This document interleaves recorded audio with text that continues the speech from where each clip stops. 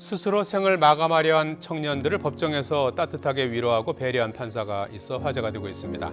재판 과정에서 생을 포기하지 말라고 호소한 판사는 집행유예로 풀려난 청년에게 차비까지 챙겨줬습니다. 모두가 떠나도 끝까지 곁을 지켜준 사람에게 미안해서 이 험한 세상에서 지금껏 버텨온 자신이 불쌍하고 대견해서 우리는 살아가고 있는지 모른다. 저녁이 있는 삶을 추구하는 이 시대 대한민국에서 삶이 있는 저녁을 걱정하는 노동자와 그 가족들이 다수 존재한다는 현실은 서글프기 그지없다.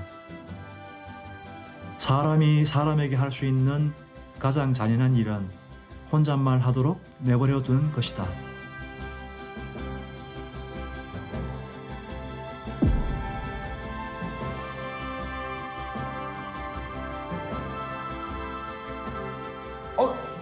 아유, 어딨습니까? 안녕하세요. 십니까? 앉으시죠. 처음 뵙겠습니다. 반갑습니다. 네, 네. 반갑습니다. 예. 자, 앉으십시오. 자, 소개드리겠습니다. 판결문 하나로 법정을 울리고 세상에 울림을 주는 부산지방법원 동부지원 박주영 판사님이십니다. 아유, 안녕하세요. 네, 반갑습니다. 반갑습니다. 네. 소개를 좀 직접 해주시죠, 판사님. 네, 부산지방법원 동부지원에서 형사재판을 맡고 있는 박주영이라고 합니다.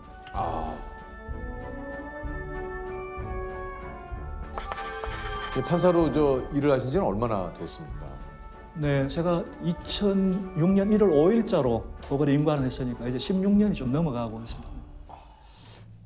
박주영 판사님이 쓰신 판결문이 그 뉴스에도 나오고 화제가 많이 됐어요. 잇따른 자살이 심각한 사회 문제가 되고 있는 가운데 법원이 자살하려고 했던 청년들에게 생을 포기하지 말고 계속해서 살아달라고 호소했습니다.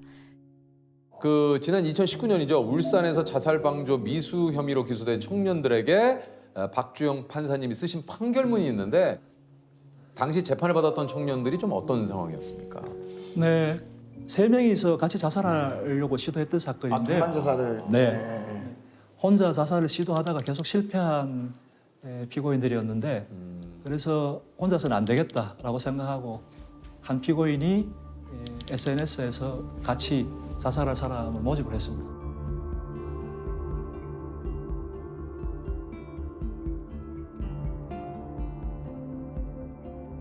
그래서 3명이 모여서 울산의 여관방에서 자살 시도를 했는데 그중에 한 친구가 이제 마음을 고쳐먹고 다른 사람들을 깨워가지고 자살은 미수에 그쳤는데 한 사람은 의식 불명에 빠져서 응급실에 실려갔다가 며칠 뒤에 도망가 버렸어요. 그 친구는. 그리고 2명만 이제 기소돼서 왔는데 처음에 이제 그 간단한 기록이 올라왔는데 공소장만 읽어보는데 뭐 가슴이 덜컥 내려앉더라고요. 네. 피고인들 나이를 보니까 20대 후반, 30대 초반이었는데 자살이 미수에 그쳤고 하기 때문에 대부분 이 정도면 집행유예로도 석방되는 사안입니다. 이렇게 그냥 석방했다가는 또 나가서 바로 자살할 시도할 가능성이 굉장히 농후해 보여서 이게 무슨 대책이 없을까 고민하기 시작했죠. 피고인들의 환경이나 주변 상황에 대한 조사를 제가 보건찰소에 부탁을 했습니다. 그래서 아주 그 불우한 유년기 또 아버지로부터 지지받지 못하고 학업도 제대로 못하고 의지할 사람은 그 여동생하고 엄마뿐이었는데 근데 여동생은 또 일찍 결혼해서 출가해서 또 여동생한테 의지하기는 그렇고 그런 상황에서 유일하게 이제 기댈 수 있는 사람이 어머니였는데 그 구속된 피고인 경우의 얘기입니다. 군대 제대하고 얼마 안 돼서 당뇨합병증으로 돌아가셨죠. 그 이후로부터 계속 이제 자살을 시도하는 겁니다. 뭐 전깃줄로 목을 매기도 하고 그러다가 이제 이 사건으로 저한테 온 사건이었는데 어떻게든 저는 법정에서 삶의 의지가 될 만한 어떤 얘기들 아니면 기억에 남는 순간들을 만들어줘야 되겠다 그런 생각을 하고 그 방법을 계속 강구를 했었습니다. 자살을 막으려는 수많은 대책과 구호가 난무한다. 그러나 생을 포기하려 한 이의 깊은 고통을 우리는 제대로 공감조차 하기 어렵다. 이해하기 힘들지만 밖에서 보기에 별것 없어 보이는 사소한 이유들이 삶을 포기하게 만들듯 보잘것없는 작은 것들이 또 누군가를 살아있게 만든다. 삶과 죽음은 불가해야 한 것이다. 어스름한 미명과 노을이 아름다워서 누군가 내민 손이 고마워서 모두가 떠나도 끝까지 곁을 지켜준 사람에게 미안해서 이 험한 세상에서 지금껏 버텨온 자신이 불쌍하고 대견해서 우리는 살아가고 있는지 모른다. 비록 하찮아 보일지라도 생의 기로에선 누군가를 살릴 수 있는 최소한의 대책은 그저 그에게 눈길을 주고 귀 기울여 그의 얘기를 들어주는 것이 아닐까 하는 생각이 든다. 사람이 사람에게 할 수 있는 가장 잔인한 일은 혼잣말 하도록 내버려 두는 것이다. 청년들을 위해서 이제 판사님이 재판날 따로 또 준비한 게 있었다고 그래요. 여기 이제 편지도 있고 네. 책 2권과 용돈 20만 원을. 네. 뭐 돈은 주려는 생각은 사실 없었습니다. 없었는데 책은 준비를 해갔었고요. 구속된 피고인한테 제가 물어봤죠. 이제 영치되는 금액이 얼마 있느냐, 돈이 얼마 있냐 그러니까 그때 7만 원 정도가 있다고 얘기했던 것 같습니다. 근데 집이 좀 멀었거든요, 울산에서. 그래서 사비는 될 것 같은데 뭐 다른 또 돈이 뭐 넉넉하지는 않을 것 같아서 제 주머니에 있는 20만 원을 책에 끼워서 줬습니다. 주면서 제가 계속 걱정했던 건 출소하자마자 또 다른 어떤 나쁜 선택을 할까 봐 그게 제일 걱정이 돼서 조카가 3살이거든요. 네. 동생 집으로 여동생 집으로 빨리 가고 그다음에 조카한테 선물 좀 사서 들고 가라 사비하고 그 당부를 했던 기억이 나네요. 이게 이제 그 판사님이 청년 두 분에게 쓴 편지를 좀 읽어드리자면 피고인들의 삶과 죄에 대한 이야기는 조금 전에 형의 선고로 모두 끝이 났습니다. 이후의 이야기는 여러분이 각자 써내려가야 합니다. 설령 앞으로 채워갈 여러분의 이야기가 애덜프다 해도 이야기는 절대로 도중에 끝나서는 안 됩니다. 저희는 여러분의 못다한 이야기가 너무도 궁금합니다. 지금보다 더 좋은 날이 반드시 올 겁니다. 아직 오지 않은 날을 앞으로 누릴 날을 생각하시기 바랍니다.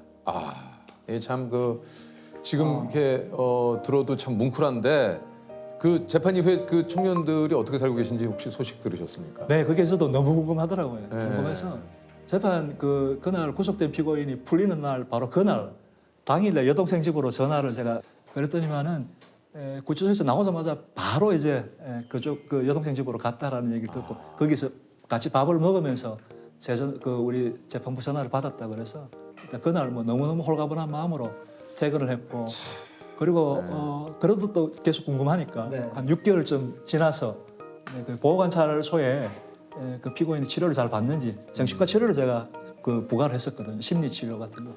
근데 물어보니까 치료 잘 받고 있고 새로 일하는 것도 또 잘 하고 있다 그런 얘기를 들었고 그 이후에 또 다시 한 1년쯤 지나서 계속 궁금해하고 있었는데 그 여동생분이 그때 그 판결 뉴스 방송을 유튜브 방송을 보고 그 방송에 댓글을 다셨던 거를 제가 우연히 봤습니다. 그 댓글에 너무 잘 지내고 있고 지금 피고인이 그 당시에 재판 얘기를 하고 뭐 저한테 너무 고마운 마음을 가지고 있다 이런 얘기.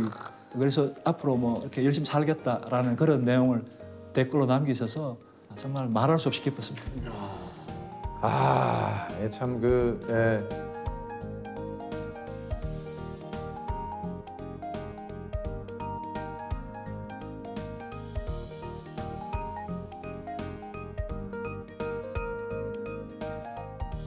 뭐 늘 얘기 드립니다만 누군가에게 관심, 우리 그 재판관님의 관심이 또 누군가에게 네, 새로운 그러니까요. 삶을 또 살 수 있게 해주신 것 같아요.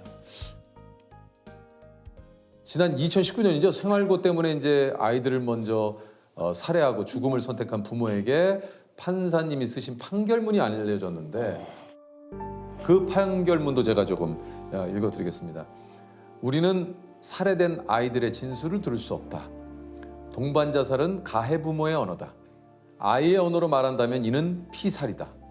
법의 언어로 말하더라도 이는 명백한 살인이다. 살해 후 자살은 가장 극단적인 형태의 아동학대 범죄다. 참담한 심정으로 애통하게 숨져간 아이의 이름을 다시 부른다. 이 이름이 동반 자살이라는 명목으로 숨져간 마지막 이름이기를 희망한다. 생각해 보니까 아이 입장에서 본다면 이거는 명백한 살인이구나. 동반자살이라는 표현은 사실은 저희는 뭐 예전부터 쓰지 않습니다. 이 동반자살이 아니고 머더 수어사이드라 그래서 살해 후 자살이라는 표현을 쓰거든요. 네. 아이를 죽이고 자살하는 케이스다라고 쓰는데 동반자살이라는 거는 아이를 부모가 마음대로 할 수 있다는 시각이 깔려 있는 용어라서 그런 용어를 쓰면 안 된다라는 의미에서 판결문에 그런 표현을 썼던 거고. 근데 아동학대 사망사건이라고 해서 같은 유형의 사건이 있는 게 아니고 전형적으로 보는 학대에서 아이를 죽이는 이런 사건도 있지만 또 경제적으로 너무 쪼들려서 열심히 살았는데 너무 궁핍하게 시달려서 극단적인 선택하는 경우로 나눌 수 있거든요. 나눌 수 있어서 후자인 경우에는 사실은 이걸 중벌에 처해야 되는데 정말 열심히 산 사람들인데 불구하고 중벌을 할 수도 없고 그렇다고 석방할 수도 없고 한 그런 딜레마에 항상 빠져 있어서 이 지금 했던 이 사건은 장애 아동을 둔 아이의 엄마였는데 정말 열심히 산 분이었거든요. 그래서 이 판결문에는 그런 표현을 썼습니다. 죄값을 따지면 아이를 죽이는 죄는 뭐 징역 10년, 20년이 돼도 부족함이 없는데 실제 사건에서는 제가 징역 4년을 선고했습니다. 그런데 그 선고되지 않은 나머지 형은 우리 사회가 져야 될 비난의 몫이다라는 표현을 제가 썼습니다. 결국 사회적으로 내야 될 부분인데 그렇지 못해서 죽는 아이들 혹은 같이 자살하는 부모들이 굉장히 많습니다. 지금 알려져 있지 않아서 그렇죠. 적어도 애들 목숨 정도는 지켜줘야 그게 제대로 된 그러니까요. 국가고 사회고 진짜. 또 제대로 된 우리 사회 구성원들이고 하다는 생각을 많이 합니다.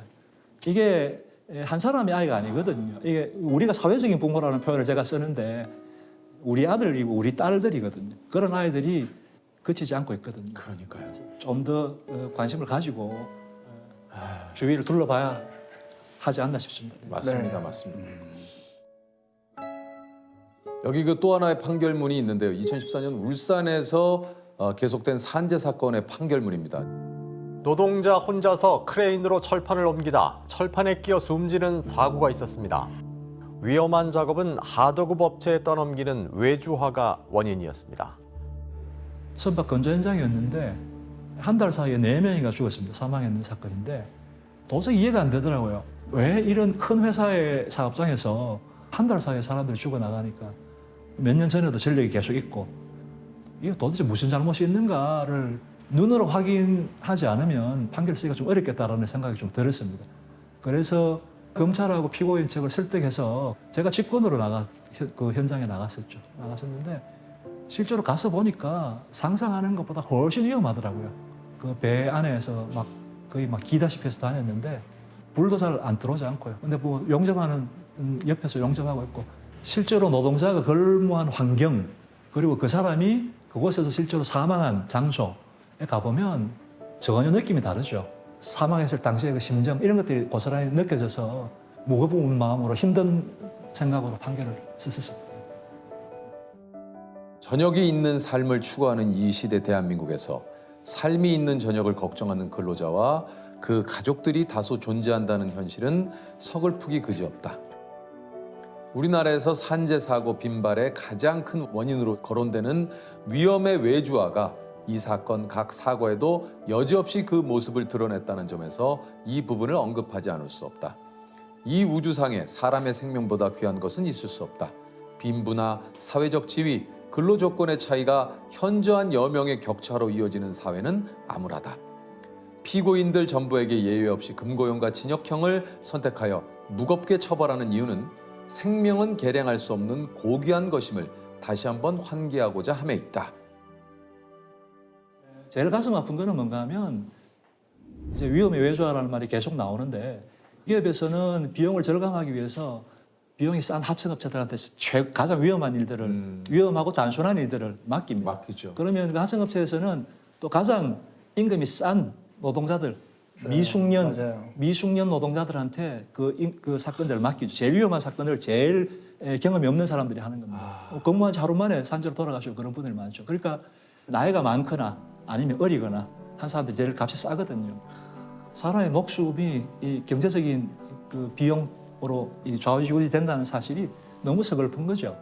그리고 죽는 사람들은 늘 가난하고 힘없는 아버지나 아들들이 있고요. 그런 분들이 계속 뭐 떨어지고 뭐 끼이고 뭐 잘리고 하는 그런 사건들 당해서 돌아가시는 거 보면은 정말 너무 비정하다는 생각이 들고 지금은 물론 중대재해처벌법이라는 게 생겼지만 네. 그 당시만 해도 산업안전보건법으로 규율을 했었는데 산업안전보건법이 형이 약해서 대기업에 부과하는 벌금이 1,500만 원 정도였거든요. 그러니까 사람이 뭐 4명이나 죽는데 제 사건이 그랬습니다. 네. 그런 상황들이 너무 비정하게 느껴졌죠. 네. 산재 사건은 그럼에도 불구하고 그 무렵보다 지금 많이 나아진 게 없어서 아, 그렇군요. 네, 계속해서 각성이 필요한 부분이고 얼마 전에 그 뭐 김훈 작가님 같은 경우는 생명안전 네트워크라 그래서 거기 공동대표를 맡으시면서 계속 산재에 대해서 계속 사회적인 발언을 하시는데 김훈 작가님 인터뷰를 보니까 그런 말씀을 하셨더라고요. 지금 떨어지고 끼이고 그 죽는 그 근로자들이 젊은이들이 국회의원의 아들이고 뭐 재벌의 아들이고 힘 있는 정치인의 아들이고 그렇다면 산재가 계속 발생하겠느냐 그런 말씀을 하시는데 그렇죠. 그 지적이 저는 상당히 많이 가슴에 와닿았습니다. 결국은 힘이 없고 약하고 누구도 사회적으로 주목하지 않는 사람들 아무도 관심받지 않는 쪽에서 계속 돌아가시고 계신 그런 현실이 있다는 이 사실을 좀 꼭 기억해 주셨으면 좋겠습니다. 산재도 심각합니다. 진짜. 구의역 스크린도어 정비 작업을 하다 사망한 19살 비정규직 청년은 시간적인 압박에 쫓기듯 일하다 변을 당했습니다. 남양주 지하철 공사장 폭발 사고 사망자도 모두 일용직 인부들이었는데요. 산업 현장에서 위험한 일을 도맡아 하는 비정규직의 사망자 수가 상용직을 넘어섰습니다. 지난달 평택항에서 컨테이너 정리 작업을 하다 숨진 23살 이선호 씨. 원청 기업은 여전히 자신들의 책임이 아니라는 입장이고 이런 와중에 경영계는 중대재해처벌법의 기준을 완화하자고 주장하고 있습니다. 아, 사실 이런 일이 조금 이제 없었으면 좋겠고, 그러니까 무엇보다 그러기 위해 이제 이 법도 조금 지금 뭐 개정을 하려고 많은 분들이 또 노력을 하고 계시는 거고. 그 당시에 비해서 지금 중대재해처벌법이 생겨서 법이 굉장히 강화됐습니다. 그런데 법으로 막을 수 있는 일은 절대로 아니고요.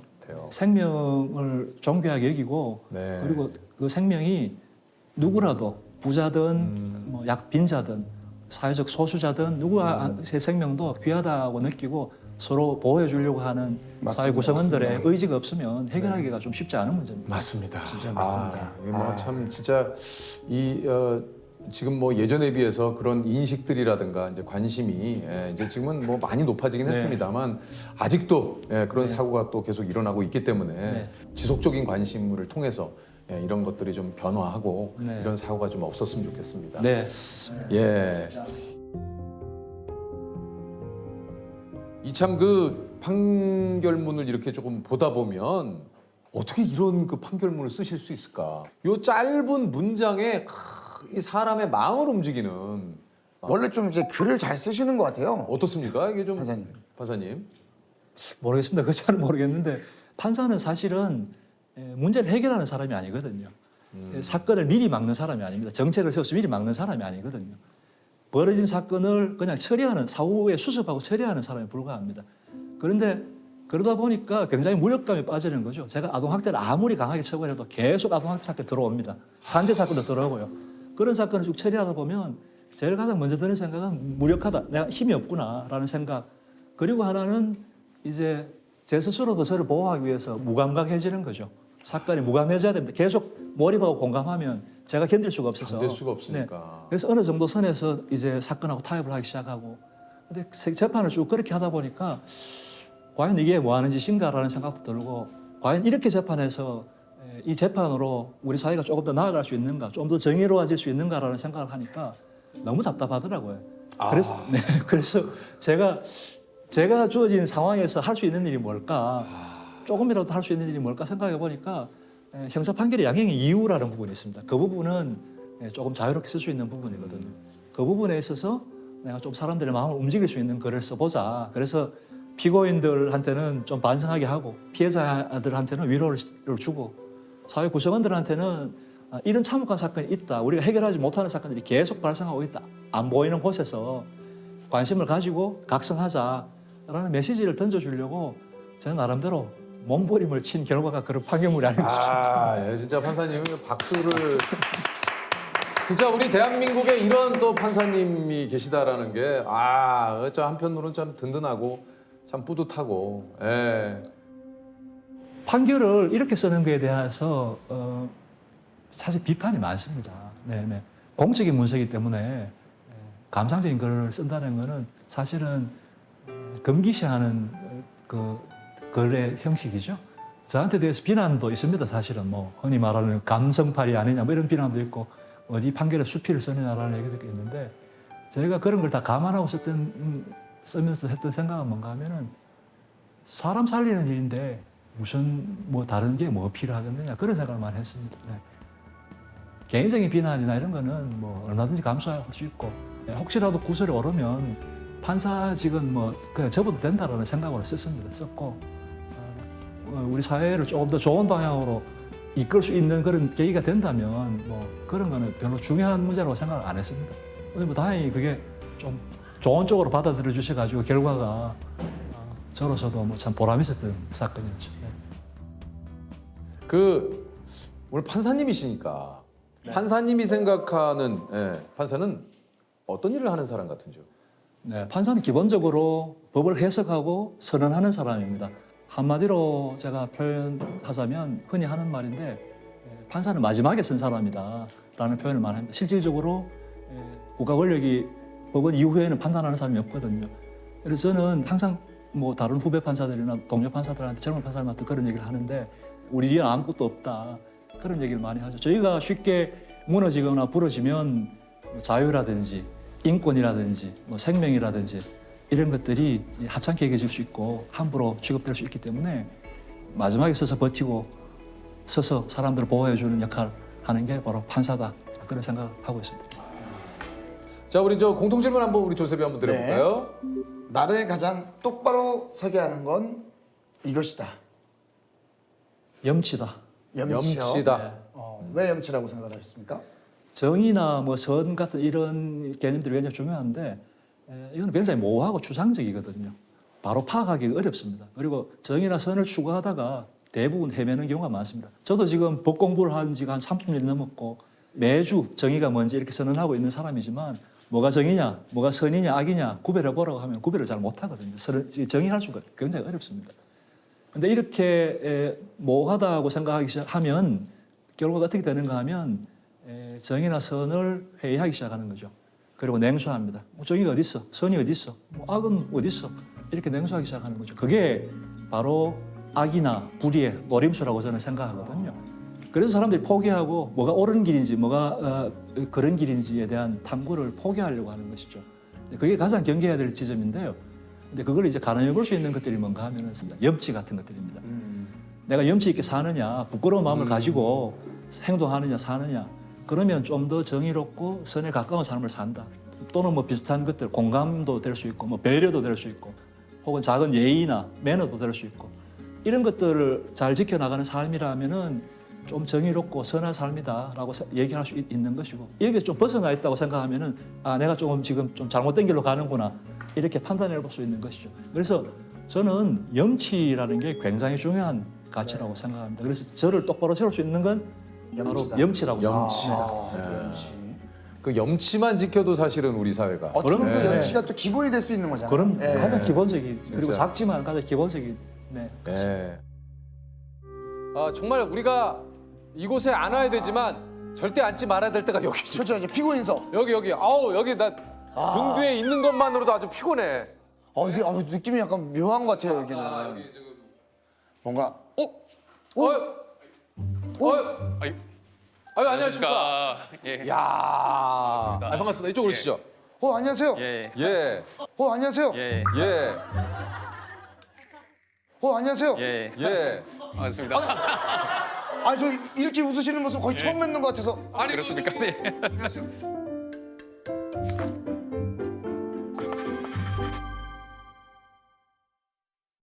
아니 일단 뭐 저기 조셉이 알 정도면 진짜 이거는 뭐 누나, 예.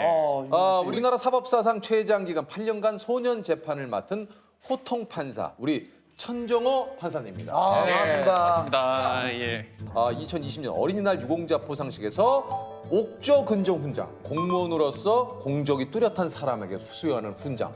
이거 굉장히 좀 명예로운 훈장이네요. 그렇습니다. 예. 축하드립니다 일단. 예. 이게 모든 것이 저와 함께 해준 아이들 덕분이 아닌가 그렇게 생각합니다. 듣고 보니 또 좀 약간 아이러니하긴 하지만 그분들 덕분에 네네. 이 훈장을 받으실 수 있었던 거죠. 저는 그 대사까지도 사실은 기억이 나는 게 부모님이 자꾸 자기 아이를 변호하려고 하니까 아이가 학교에서 뭐 하는지도 모르고 네, 맞습니다. 지금 뭐 하자는 겁니까? 용서 못해?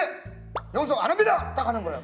판사님 제발 우리 아이가 그런 애가 아이가 학교에서 전교 1등 하면 뭐해? 네, 맞습니다. 학생들이 계속 풀고 말이야. 아이고, 안 해! 전교- 돌아가! 뭐 그러시는 거예요. 판사님. 제가 너무 팬이라서 제가 팬이네 진짜. 팬이에요. 네. 대사 정확하지 않습니까? 맞습니다. 예. 야. 왜냐면 그 여학생인데 학교에서는 공부를 굉장히 잘하는데 진짜 정확하네, 대사가. 부모는 그걸 알지도 못하고 계속 아이만 변호해서 이 세상이 어떻게 돼 있습니까? 돌아가! 용서 안 해! 판사가 오죽했으면 호통을 치겠습니까? 채통도 없이. 소년 재판이 그 당시에 아이 한 명에 그 할애되는 시간이 평균 잡아보니까 3분밖에 안 돼요. 3분이요? 네. 아, 그럼 그 그냥 짧은 시간에 다 판결을 내리죠? 예, 너무 이제 사건이 많아서 아이들이 3분의 그 재판을 받고 집으로 돌아가게 되면 이 법정에 대해서 경각심을 못 가질 수가 있을 것 같아서 일본 같은 경우에는 한 건에 1시간 하던데 우리는 그 3분을 가지고 어떻게 활용할까 하는 마음에 이제 아이들이 다시는 법정에 서지 말기를 바라는 마음에서 이제 호통을 친 거죠. 처분은 이렇게 사실 이제 형법보다는 소년법이 기본적으로 가볍게 처벌할 수 있도록 그렇죠, 그렇게 돼 있지 그렇죠. 않습니까? 그 가벼운 처벌을 하는데 이 경각심마저 못 가지고 간다면 맞아요. 다시 법정에 설 가능성이 높거든요. 맞습니다, 맞습니다. 제가 3년 동안 그 재법정에 5번 선 아이도 있거든요. 어우, 그러니까 이제 사회가 너희들에게 얼마나 이렇게 관용을 베풀고 있는지를 알기를 이걸 좀 알길 바랐어요. 호통을 치고 다시 오면 그 엄한 처벌을 하겠다고 이제 경고를 내리는 거죠. 예. 이게 이 법정이 울음바다가 되는 경우도 굉장히 좀 네, 제 법정은 그 호통 치는 것도 있지만 일부러 올립니다. 왜요? 예, 대부분이 제 법정에서는 아이들은 그 결손 가정 아이들이 너무나 많습니다. 예를 들어서 슈퍼에서 담배를 훔쳤는데요. 부모님이 계시면 그 피해 변상하고 마무리가 될 마무리되지 일인데. 않습니까? 그러지 못한 아이들이 법정에 있으니까 많은 아이들이 이제 결손 저소득층 가정 아이들이에요. 그 부모님들은 뭐 일자리 찾아서 전국 흩어져 있고 그러다가 이제 아이들이 재판을 받는다면 어떻게든 소식을 듣고 아이의 선처를 바라는 마음에서 법정에 서게 됩니다. 진짜 몇 년 만에 처음 보는 어머니 아버지도 계시고요. 그 부모님들을 꿀안채 가지고 아이한테 미안하다 용서를 하고 그런 식으로 이제 화해를 시키고 이제 재비행을 어떻게든 막아보려고 하는 거죠. 혹시 이 소년 재판을 처음 맡게 된 계기가 좀 있을까요? 아니 없습니다. 저는 평범한 판사로서 시골에서 판사 생활하다가 변호사로 이제 개업을 하려고 생각을 했는데 우연히 이제 부산고등법원 3년 마치고 부산지방법원으로 가야 되는데 창원지방법원으로 이사 발령이 됐고요. 형사 사건 중에 그 이제 손재판을 담당하라고 해서 손재판은 일반 사건과 달리 판결 무서는 그 노력이 조금 덜 해도 되거든요. 그래서 좀 쉽게 해보자. 그러신 거예요? 저는 어떤 큰 뜻이 있어가지고 이 소년 정말 재판을 우리 아이들한테 좀 선도하면서 이렇게 그런 건 아닙니다. 시작은 이제 그렇지 업무 않죠. 부담이 조금 좀 덜하니까. 예. 사실 제가 이제 부산에서 아주 가난한 동네 그냥 말로 이제 달동네에서 자랐습니다. 예.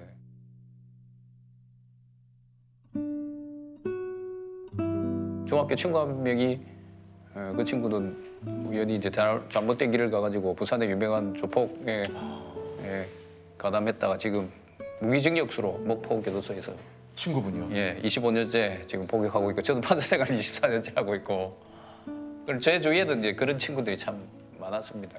어렵고 이게 친한 친구였는데 한 분은 지금 복역을 네. 하고 계시고 네. 한 분은 지금 판사님이 되신 네. 겁니까? 그래서 이제 소년 재판을 담당하고 나서 보니까 이제 그런 친구들, 동생들, 형들이 생각나서 좀 더 열심히 해야 되겠다 해서 이제 2년간 열심히 했습니다. 그 친구 뭐 가끔 이제 몇 개월 만에 한 번씩 편지를 주고받기는 하는데 안타까운 게 그 아이 편지는 존댓말로 저한테 이리 오니까 너무 왔다. 와, 찡하더라고요. 저도 이제 친구 잘 있나 이렇게 가는데 그 25년의 세월이 너무 큰 것 같습니다. 그리고 이제 그 편지를 이제 저한테 주면서 관계하고 있는 아이들에게 편지 좀 보여주라. 그래서 내처럼 이런 인생을 살지 않도록 어쨌든 반면교사 삼아줬으면 좋겠다고. 요즘 그 사회적으로도 그런 이슈에 대해서 많은 분들이 좀 처벌이 너무 가벼운 것이 아니냐. 그러니까 이게 네. 좀 엄중한 처벌, 법을 좀 더 강화를 해서 이게 좀 그거에 대한 책임을 확실하게 좀 물어야 되지 않느냐 이런 얘기도 좀 많이 있잖아요. 예, 그래서 저는 이제 아까 말씀드렸듯이 소년법은 형법보다는 가볍게 처벌하도록 되어 있기 때문에 저는 그 정신을 살리되 어느 소년 판사님보다 저는 엄하게 하거든요. 그래서 제가 그 소년 보호 처분 중에 가장 무거운 처분이 10호 처분입니다. 10호 처분은 뭡니까? 예, 그 소년은 2년간은 예, 그게 10호 처분이라고 예, 하는 거고. 네. 그래서 아이들이 종자를 빼고 10을 넣어 1010호라고 저보고 이제 10호 처분을 하도 많이 내려가지고 예. 1010호. 그래서 이제 저도 이제 벌할 때는 정확하게 하지만 처벌한 이후에 그럼 재부비행을 막기 위해서 우리 사회가 네, 좀 더 네, 네. 노력했으면 좋겠다. 그렇죠. 그러니까 그런 바람에서 지금까지 축구도 같이 활동했습니다. 하시고.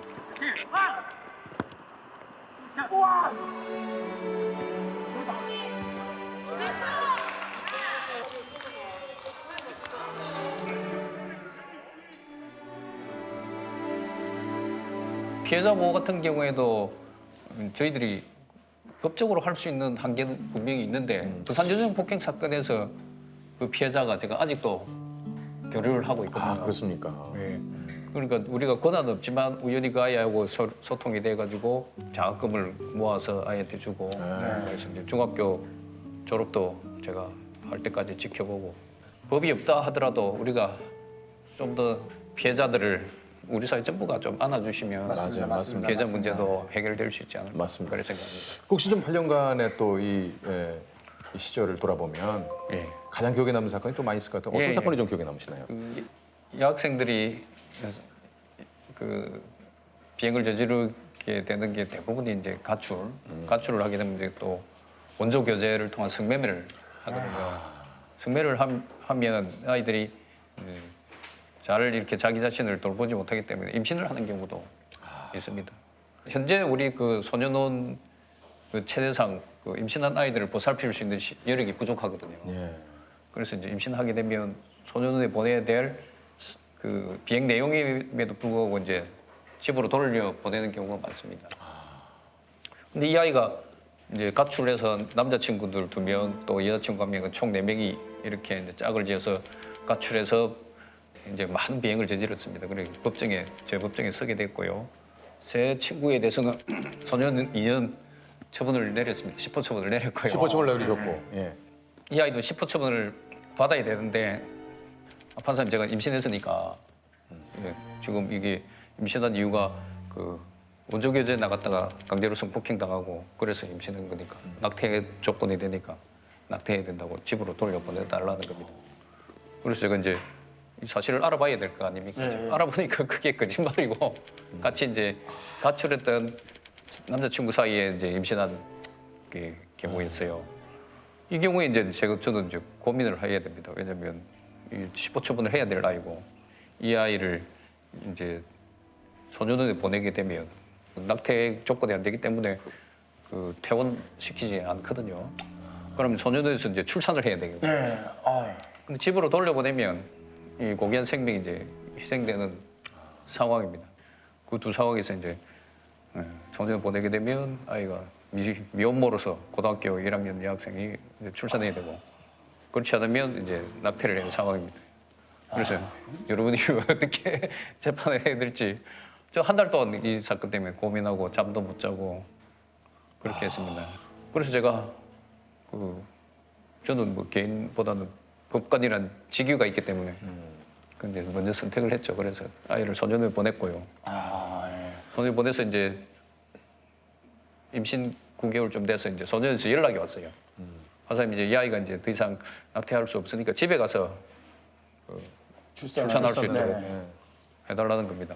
그러니까 이제 산딸이 다 된 아이를 만났는데 너무 미안하고 그래서 이제 그 전날 이제 배내적을 하나 준비해가지고 아이한테 주면서 미안하다 이제 그렇게 하고 그 당시에 이제 법정에서 많은 분들이 계신데 그 많은 분들이 울었습니다. 그 아이 때문에 울고 그 다음날 제가 그 아버지한테도 너무 미안해가지고 개인적으로 오더라도 뭐 저한테 화풀이라도 하시라는 김에 이제 법원 근처에 오시라 해가지고 아유 고깃집에서 식사 대접을 했는데 아유 그분이 너무 양반이 씨라서 아무 소리도 못 하시고 아이한테 뭐 고기 쌈 싸가지고 입에 넣어주기만 해가지고 제가 너무 죄송하고 그랬습니다. 네, 그 사건이 제 평생에서 가장 이제 기억에 남을 겁니다. 왜냐하면 그 아이는 그 미혼모 시설에서 출산을 해서 입양이 됐고요.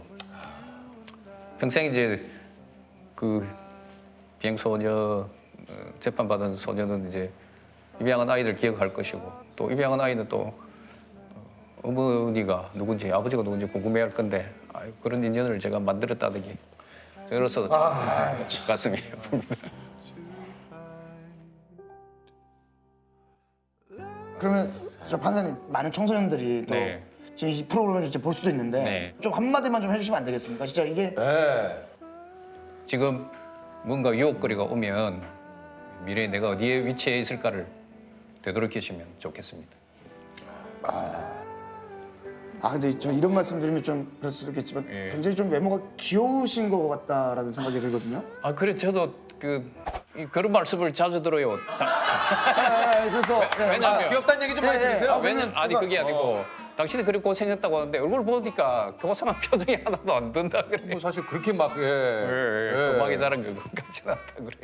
아니 그 이제 상당히 좀 집안 환경이 열악하셨다고 했는데 네. 이게 어느 정도로 조금 이렇게 이게 공부하기 좀 굉장히 좀 힘든 여건이죠. 뭐 저희 집에는 형제가 그 칠형제고 부모님하고 9인데요. 그 중학교 시절에는 단칸방에서 9 식구가 살았거든요.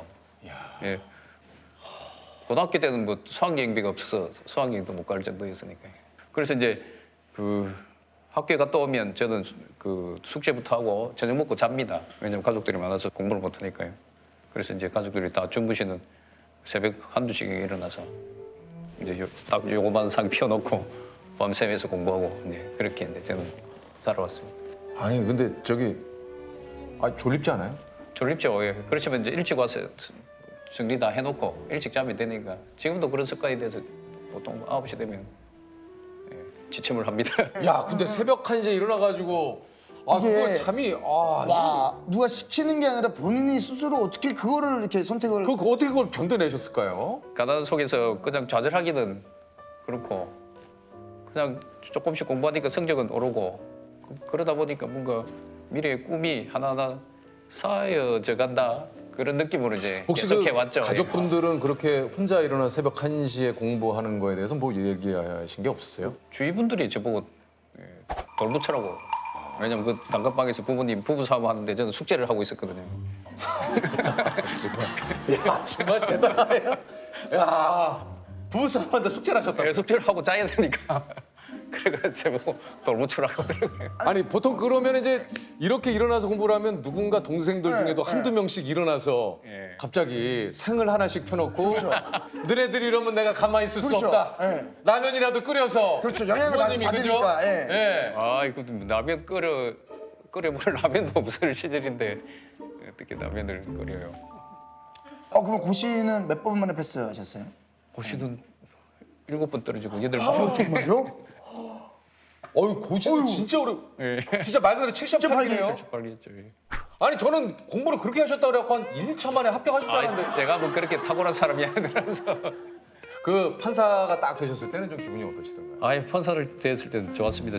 예비 판사 제도가 우리 때부터 원래 시행되기로 돼 있었는데 사정이 생겨가지고 그 다음에로 연기되고 판사를 전년도 판사들에 비해 2배 뽑았습니다. 96년도 기준으로 했으면 제가 판사 될 성적이 안 되고 그런 이제 역사적 상황에서 판사가 돼서 너무 감사했죠. 그또 지난 해보다 2배를 뽑았어요. 네.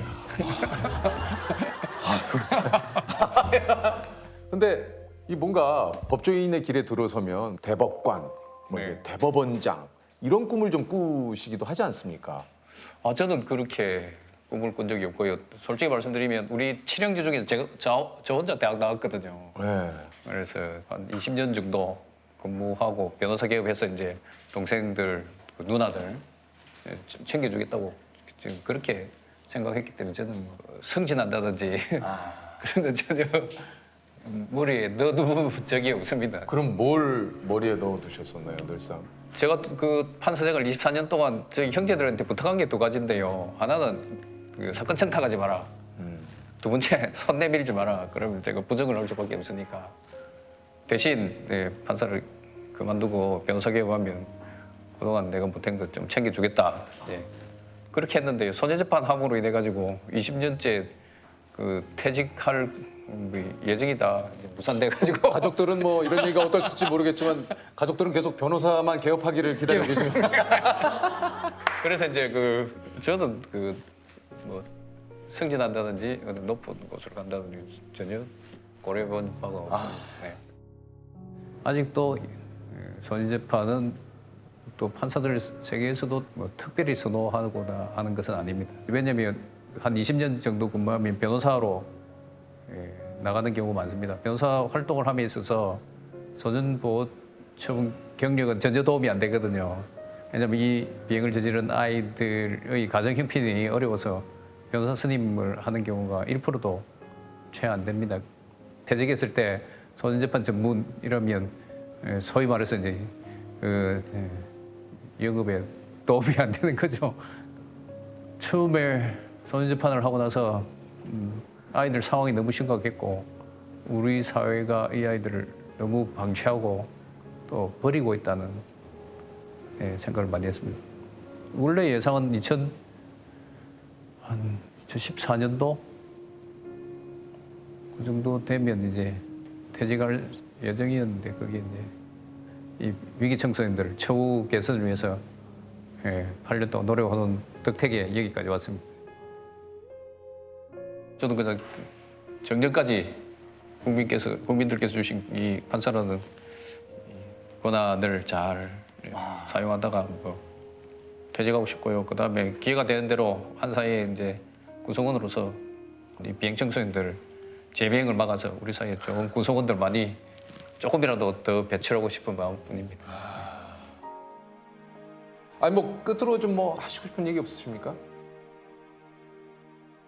그 비행 청소년들이 그 이제 비행을 저지르게 된 환경적인 원인이라든지 내면적인 원인들이 많은데 비행이나 범죄의 결과만을 보시고 아이들에 대해서 그 결과에 대한 처벌을 요구 많이 하셨습니다. 그런데 어른들의 경우에는 그렇게 접근해도 됩니다만은 아이들은 살아온 날보다 살아가야 될 날이 많기 때문에 이른 나이에 전과자라는 낙인을 찍어버리면 그 아이 인생도 문제가 되겠지만 우리 사회 전체의 건강한 구성원이 줄어들 수밖에 없습니다.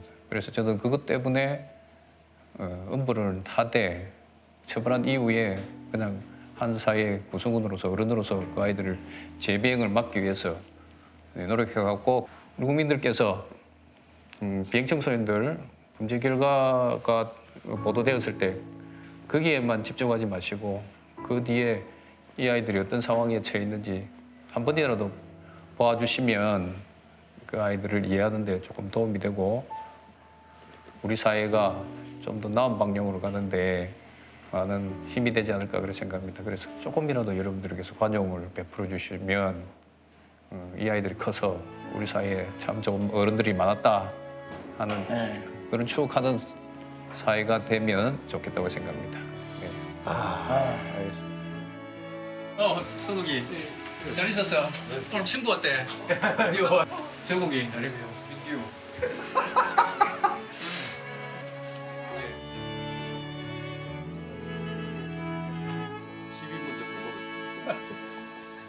잘 지내라? 네. 네, 쑥스럽지?